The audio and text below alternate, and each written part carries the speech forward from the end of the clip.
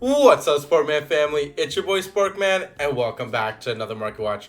First up on the docket is, yes, Rage of the Abyss, one of the staple cards from Rage of the Abyss, that is Dominus Impulse. And after a very successful YCS Niagara Falls weekend, we're starting to see a lot of the staple cards from the newest set start to increase in price. That being Fuelios, Dominus Impulse, for example, the QCR that is starting to increase. And we talked about some of these cards increasing price months ago, weeks ago, and even days ago, and now we're starting to see the full effect as low listings are starting to appear with Dominus Impulse. And when low listings happens, the correlation is that prices will increase, and yes, that is exactly what's happening with this one, as we're left with one listing left at 173 before we get to closer $200 range of this card getting there. And I expect it to get there, as yes, there's a 3 of this card to be utilized in many decks, that being this one and Fuelios, and one of the 2 better staple cards that is this year that has come out. So again, there's no surprise with this one, as these 2 cards from this set is going to escalate in price continuously, making this set very valuable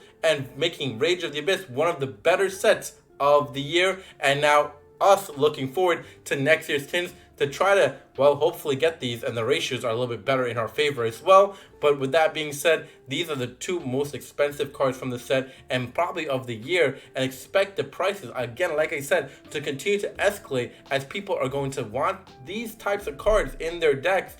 And once springtime happens and, things start rolling in the meta, people are going to want this card, and the escalation of price is going to continue to happen, and buyouts is going to continue to happen as well. So again, the prices will ever increase with these cards, so just be aware of that as well moving forward, especially the QCRs, that is, as I don't see those slowing down at all. And moving forward, we got to talk about dueling mirror tins, because I got a message a bunch about it on Market Watch that we got to cover some of these cards, but also a lot of people doubting that a lot of these cards were escalating price. But again, ratios were in your favor, but also these cards weren't easy to pull as well as secret rares.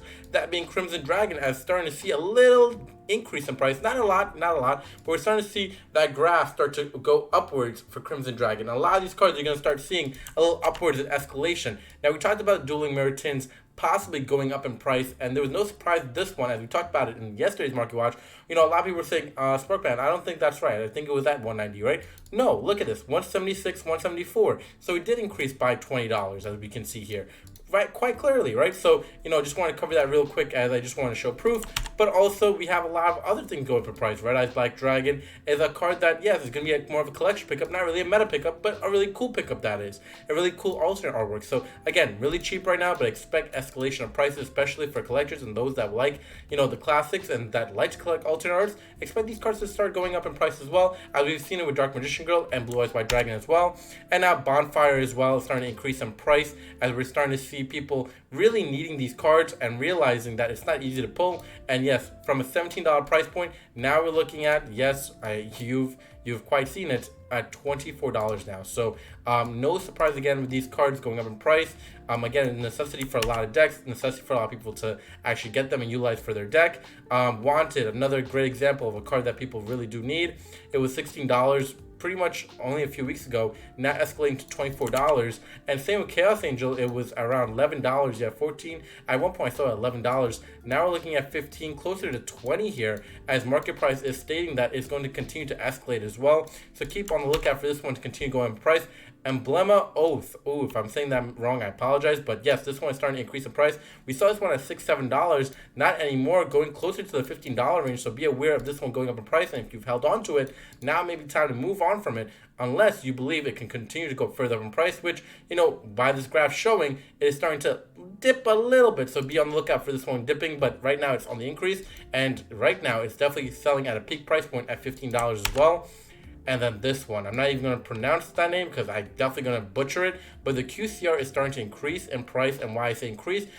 Because there's 9 listings left. And that's what you have to look at as well. When there's low listings, things start going up in price. So we're very much close to the escalation of prices here. So we have about 4 or 5 listings before we start touching $50. So just be on the lookout, be aware of these things, as again, low listings usually is a correlation of cards going up in price as well.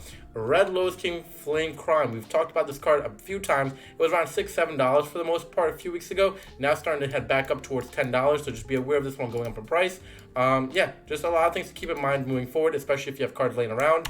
Abyss Shark, again, this card we covered months ago and covered even weeks ago that, yes, we had Rage of the Abyss coming out. We have people getting a lot of water support for their decks and, building that type of deck archetype as well. And, investing their money into it, especially with even further support down the line here, as well as Abyss Shark was around $6, $7, but now seeing an escalation price of $11 and continuously going up as it's one of the cards from one of the dirt cheap and one of the worst sets of all time in Duels from the Deep. But we're seeing cards start to increase in that set as well. So a little crazy here and there, but I'll be honest with everybody, it tends to happen every now and then where you'll get a really trash set and a card that was in that trash set starts to actually increase as well. So, just be aware of those things moving forward as well. And while we talk about to try to pick up cards at an earlier state when they're very dirt cheap as well. So that's why we try to cover those cards, and we did cover this one as well when it was around $5, $6. So again, we try to tell you guys in advance, try to make you aware to pick up these cards, so that way you can benefit if you do want to profit, but also if you're trying to build a deck, this is your way to pick it up at a cheaper price point. But now you're starting to see escalation prices, as I've mentioned. Book of Eclipse is another card that's starting to escalate in price, and why I say that, because we're only a few listings off of $17, $18, $19, heading towards the $20 range, and this card was around $14 for the most part a few weeks ago. Not anymore, as we're starting to see escalation prices for Book of Eclipse, the QCR that is, as well. Ghost Mourner, a card that was $14, $15, now seeing escalation price of $23. So just be aware of this one going up in price as well. Was very much utilized as well this past weekend, so just be aware that a lot of meta shifts are happening and people are starting to utilize other cards here. And now in Rare Collection 2, we're starting to see this one go up. And we talked about Rare Collection 1, Rare Collection 2. Yes, I know it didn't live up to the hype, but we still have really good cards in Rare Collection 2 and a lot of meta cards that could affect current meta decks that could escalate in price for these cards. And yes, it's starting to happen with Ghost Mourner and Moonlight Chill, as we're starting to see escalation prices with this one as well. Ancient Fairy Dragon from the original Rare Collection is starting to increase in price as well.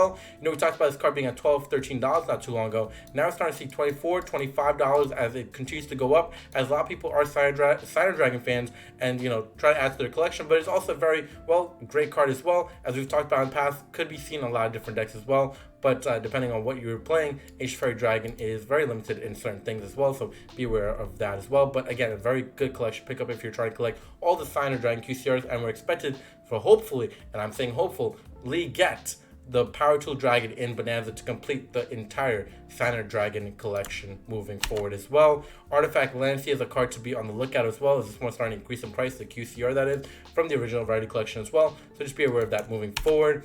Centurion Auxilia, another card on its way up as well. The QCR is starting to go bonkers in price. So just be aware of this moving forward as well. We're only a few listings towards $70, $80. Again, low listings, 9 listings. Usually the correlation is that things are starting to go up in price as well. So just be on the lookout for that. I just want to put you on the radar as well that yes, we have pin sets here for Rare Collection 2. If you did want them, they're not terribly priced. I think $10 is not terrible, especially if you want to start collecting them. They did have one for the first Rare Collection as well, if you missed out on that one, so you definitely go and get that one as well. I think that's still $10. So again, some cool stuff to add to your collection, just have in general if you like pins.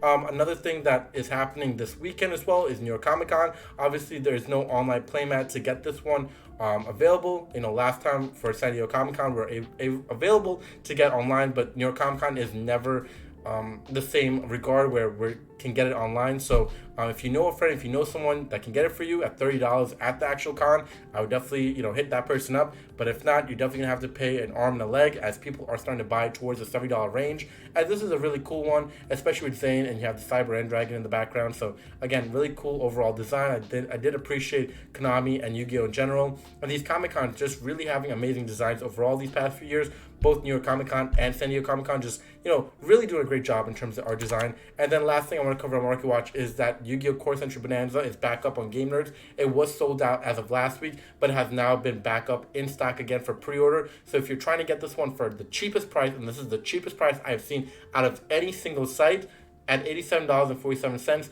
that is a bargain. That is a very cheap price point to get this one, as most sites have it for 120 plus. So just putting something on your radar if you do want to pick it up. If you were interested in buying Bonanza, this is definitely the cheapest price point I have seen.